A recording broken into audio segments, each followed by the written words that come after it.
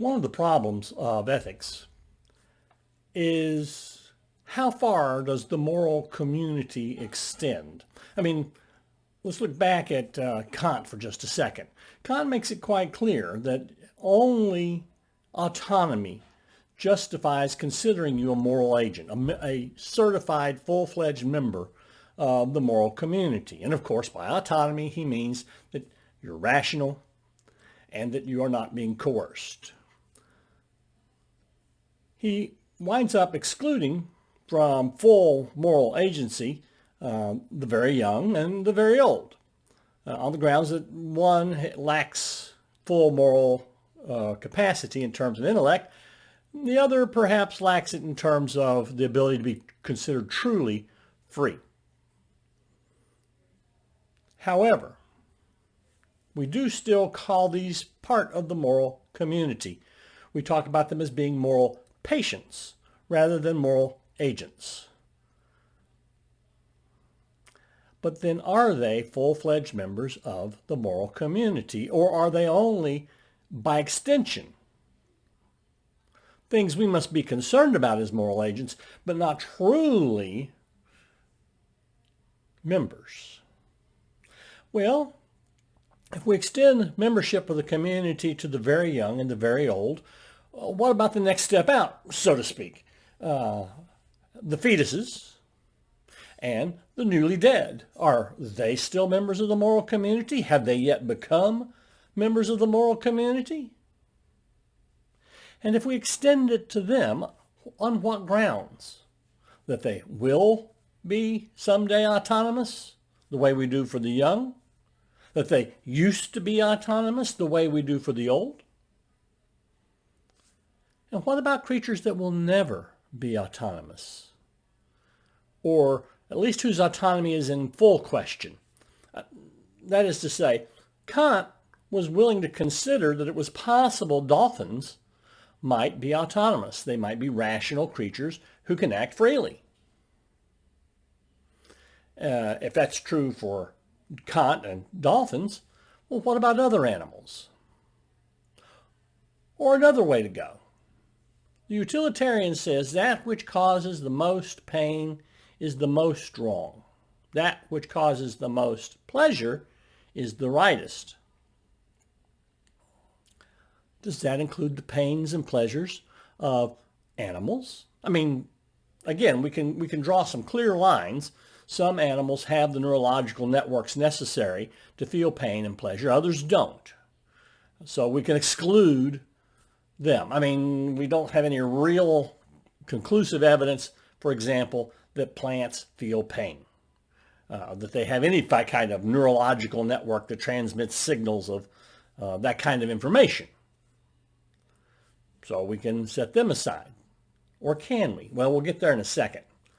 But that's the big challenge when we talk about animal rights. What does it mean to say animals have rights? Well, I think at the minimum, what we're trying to say is they belong in the moral community. The utilitarian, say Brian Singer, says they feel pain. And insofar as they feel pain, we must minimize the harm we do to them, just as we do to any person who feels pain. There you go. It's just as simple, says Singer. We owe them a minimal decency. We're not going to say you have to stop keeping animals as pets or not even stop eating them. But we must treat them humanely, we must treat them fairly, and certainly don't go running all over them just because we can. Sometimes you'll hear it argued by people who want to eat meat that certain breeds, certain whole species of animals would be extinct by now if it weren't that human beings kept them around for breeding purposes in order to eat them. Okay. Singer says, all right, I get your point. But that doesn't mean that they don't deserve a certain amount of dignity. I mean, he'd prefer we were all vegetarians, but he realizes that's not going to happen probably.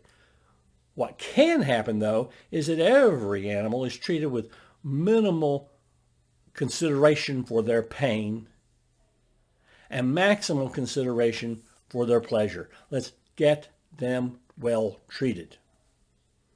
And if we can make the whole trip and learn to treat every animal's pain as significant as our own, hooray. He says when we don't, we're engaged in what he calls speciesism. He says just as we have learned to extend our notion of morality to persons who are not like ourselves, we can learn to extend it to creatures that are not like ourselves, other animals not like ourselves, different kinds of animals not like ourselves. Now, they have to be like us insofar as they feel pain and feel pleasure. The ant, the cockroach, the smallpox virus, these things don't feel pain. Forget about them. But dogs, cats, goats, sheep, pigs, elephants, zebras, and many, many more all feel pleasure, feel pain. We can see the neurological structures there. We know, even though, as much as I know you feel pain, I know that my dog feels pain, my cat feels pain, my gerbil feels pain. They are like me that much. I can look at their structures, compare them to mine, and see that if this is what makes me feel this pain, it makes that feel this pain also. Okay. So Singer says on the grounds of pain, we have to let animals into the moral community. Tom Regan says we have to let animals in because they have a full-fledged experience of the world. They are aware of the world around them. They react to it. They interact in it. We might call this doctrine sentientism or sentientism, something like that. They're sentient beings. They are aware of their reality. They may not understand it as well as human beings do. They may not have the same number of interactions possible that human beings have, but they still are aware of the world, able to react in the world, react to other things, other individuals, and so they need to be included in the moral community. Just that simple. By virtue of having similar experiences, they are entitled to similar rights. And insofar as they have similar experiences, they have similar rights. I mean, it becomes clear again as we start going down the scale and wandering off into the plant kingdom that the divisions become extreme. We just don't have similar experiences. So the key to being included in the moral community becomes awareness. All right. There's people who are going to be in trouble there, aren't there? The comatose, perhaps the insane, certainly early stage fetuses, zygote level fetuses, embryo level fetuses. It's questionable whether they have the experiences, at least like we have experiences, even in any way analogous. But does it work to include animals of the sorts he has in mind? I think it does. Okay. So we've got 2 votes to include animals in the moral universe. Let's look at a vote against. The vote against says this. Animals have no notion of rights.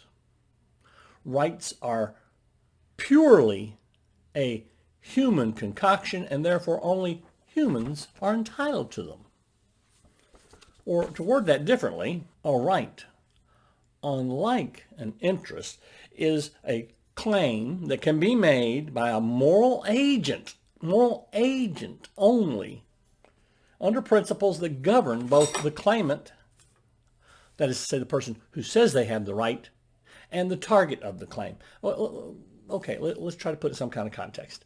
I say I have the right to vote. I am telling everyone around me, you can't stop me without becoming immoral yourself from voting. without becoming immoral yourself. Stopping me from doing is immoral. Okay, I have a moral claim. I can act morally and do this thing. Thus, I have a right to vote. I don't have the right to shoot up your house. To do so, I would be immoral, and I cannot be immoral and have a right to do the thing that I'm doing. Cannot be right when you do wrong. Just as simple. Okay. So, he says of animals, everyone's willing to include them as moral patients. That is to say, persons who get moral treatment but can't give it. Okay, he says, I'll concede that they are moral patients, that we should look out for them. We should treat them decently, if only for the reason Kant gives for animal rights, that if we get used to abusing our animals, it's too easy to get used to abusing people. Therefore, we should treat our animals decently in order to reinforce our need to treat people decently. Okay. But that doesn't make animals have rights. They act however they act, and we don't label them moral or immoral. We're not keeping them when we act in a way to stop their motions, prevent them from trampling down the cornfield or tracking mud through the house. We're not interfering with a moral agent when we interfere with them. So they can't have a right. They can't be immoral, and part of rights involves being able to be moral.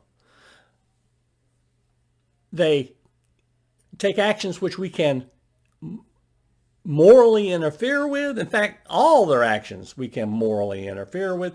Therefore, again, there is no claim of a right, since part of what a right is about is telling you if you prevent me, you're being immoral. He says, and this just isn't real. This just isn't true. Sure, treat them fair, treat them nice, but don't talk to me about their rights. To summarize, Regan and Singer are saying that there are properties animals have that are like us. In Singer's case, it's the question of pain and pleasure. In Regan's case, it's the notion that they have experiences of the world like we do. Therefore, they need to be considered as part of the moral community. Cohen doesn't deny that animals feel pain, doesn't deny that animals feel the world, experience the world. What he does deny is that these are adequate in order to say you have a right. That having a right means you have the ability yourself to be moral, and that interference in what you are doing would be immoral. And he says that's just not true for animals. It's worth considering, of course, what that implies for the examples we started with. Quite clearly, fetuses cannot be immoral. They can't themselves do anything. So that leaves them out of the moral community. Certainly the dead can do nothing. It's questionable how much can be done by the elderly, certainly the comatose and the insane. They've lost their rights, I think, under Cohen's account. And if we start concocting, if we start trying to modify Cohen's position into saying that, well, the fetus will one day be a member of the moral community. The crazy person used to be a member of the moral community.